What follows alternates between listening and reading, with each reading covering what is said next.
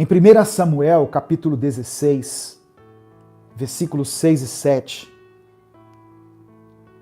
está escrito assim: Quando chegaram, Samuel viu Eliabe e pensou: com certeza é este aqui que o Senhor quer ungir. O Senhor, contudo, disse a Samuel: não considere a sua aparência e nem a sua altura, pois eu o rejeitei. O Senhor não vê como o homem. O homem vê a aparência, mas o Senhor vê o coração. O profeta Samuel foi chamado por Deus e Deus falou com ele o seguinte: olha, vai lá na casa de Jessé, porque ali entre os filhos de Jessé está aquele que eu vou ungir como rei. E quando Samuel viu Eliabe, o primeiro dos filhos, que era mais alto, que era mais forte, ele falou: certamente esse aí é o rei. Mas aí Deus falou com ele: olha, não se deixe levar pelas aparências, Samuel. Não se engane. Não considere a sua altura, porque Deus não vê como o homem. O homem vê a aparência, mas Deus vê o coração.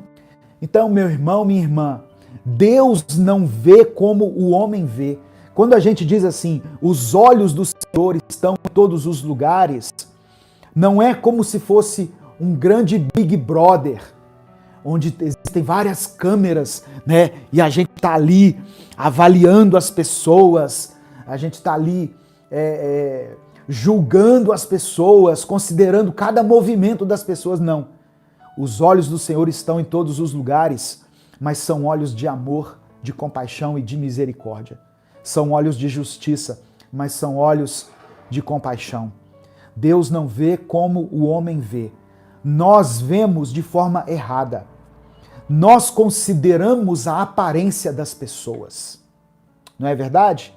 Nós consideramos a aparência das pessoas. Nós enxergamos e avaliamos através da posição que as pessoas ocupam na sociedade, na igreja. Nós medimos a importância das pessoas pelo que elas representam aqui na terra, pela sua credencial. E imaginamos que Deus também é do mesmo jeito. Mas Deus não vê como o homem vê. Quando Jesus falou sobre a estatura das pessoas no reino dos céus, que é o que importa, não importa aqui na terra, importa na eternidade. Quando Jesus falou a respeito disso, ele falou que o menor é que seria o maior. Eu quero ler com você Lucas capítulo 22, do verso 24 ao verso 26. E apenas terminando o raciocínio lá do versículo anterior, de 1 Samuel, capítulo 16, Samuel, depois que passou todos os filhos de Jessé, ele falou: mas não tem mais nenhum? E Jessé falou assim: tem um pequenininho lá, o mais novo lá, que está lá cuidando das ovelhas, está lá no pasto. E então, Deus chamou ele e ele era o rei, aquele que as pessoas não acreditavam, o mais improvável. Davi foi escolhido rei. Deixa eu agradecer aqui o Ronaldo Novaes. Obrigado, meu irmão, pela oferta, pelo superchat. Que Deus abençoe a sua vida no nome de Jesus. Deus escolheu o improvável. E aí, um dia, os discípulos de Jesus perguntaram para ele: quem é o maior? Quem vai ser o maior entre nós? E aí a resposta está em Lucas 22, a partir do verso 24. Minutos depois, eles começaram a discutir sobre qual deles era o maior. Então Jesus interferiu. Olha o que Jesus disse: os reis gostam de mostrar seu poder. E os líderes gostam de se dar títulos pomposos. Com vocês não será assim. Que o maior de vocês se torne o menor. Quem quer ser líder deve se tornar servo. Deus não vê como o homem vê. Deus não enxerga com o mesmo olhar que nós enxergamos. Saber que os olhos de Deus estão em todos os lugares deve ser para nós motivo de alegria, motivo de gratidão, deve trazer para nós uma sensação de esperança, de que nós estamos guardados, de que nós estamos protegidos, e não uma sensação de desespero, de saber que Deus está me vendo, de saber que a qualquer momento Deus pode jogar um raio na minha cabeça. Não é isso. Deus está em todos os lugares, Ele vê o seu povo em todos os lugares para os guardar, para os proteger, para cuidar deles. Obrigado, irmã Stephanie Godinho. Ela pede oração pela família, pela vida espiritual. Vamos orar por você, minha irmã, em nome de Jesus. Em Mateus capítulo 9, verso 36, fala um pouquinho da maneira como Deus vê as pessoas. Olha o que diz. Ao ver as multidões, teve compaixão delas, porque estavam aflitas e desamparadas, como ovelhas sem pastor.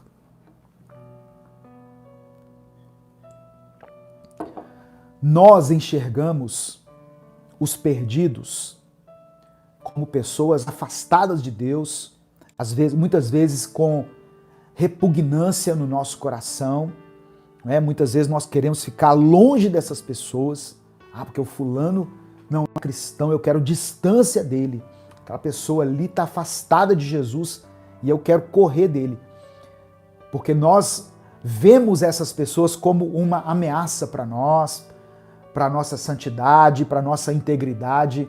Obrigado, irmão Kleber, pelo superchat. Que o Senhor abençoe a sua vida, meu irmão, em nome de Jesus.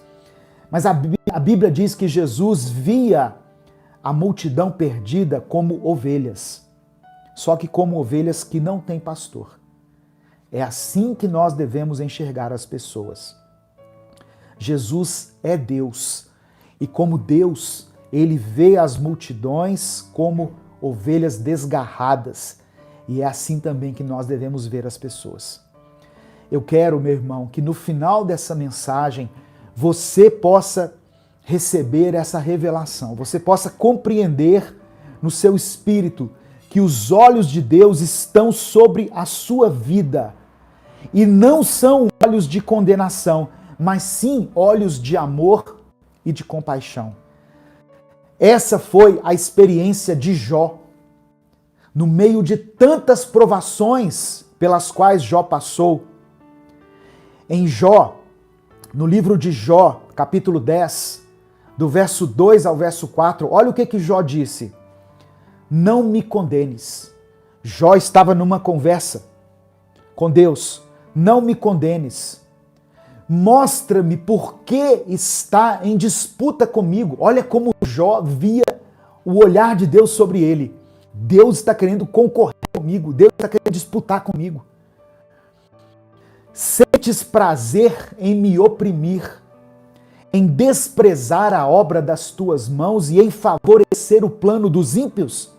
Jó está perguntando para Deus. Tens tu olhos de carne? Por acaso o Senhor está enxergando como o homem enxerga? O Senhor está tendo inveja da minha vida? É isso, Deus. Vês tu como o homem? Olha essa conversa de Jó, esse diálogo de Jó com Deus. Mas no final de tudo, mesmo sem saber que cada prova que ele estava enfrentando foi consentida por Deus, Jó se rende ao poder do Senhor e ele reconhece no capítulo 2, no capítulo 42, no versículo 5. Pode abrir a sua Bíblia aí. Jó 42, verso 5. Obrigado, irmã Andréia, pela contribuição. Que Deus abençoe sua vida. Em nome de Jesus. Em Jó 42, versículo 5. Olha o que Jó diz. Primeiro aqui, no capítulo 10, ele está questionando Deus. não me condena. O Senhor, parece que o Senhor tem prazer em ver o meu sofrimento. O Senhor está favorecendo o plano do ímpio. O Senhor está concorrendo comigo. Mas aí depois de ter o seu olhar restaurado, Jó então fala no capítulo 42, no versículo 5. Com os ouvidos eu tinha ouvido falar a teu respeito, mas agora os meus olhos te veem. Eu agora vejo o Senhor de uma forma diferente. Eu agora sei que o Senhor me vê com um olhar de perdão, de misericórdia. Eu sei que todo o sofrimento pelo qual eu passei tinha um propósito. Eu quero que você entenda o seguinte: tão importante quanto saber que Deus nos vê é que nós também aprendamos a enxergá-lo da maneira correta. Eu vou falar de novo porque o sinal do Instagram caiu um pouquinho aqui. Tão importante quanto saber que o Senhor nos vê é entendermos e aprendermos a enxergá-lo, a enxergar Deus da maneira correta.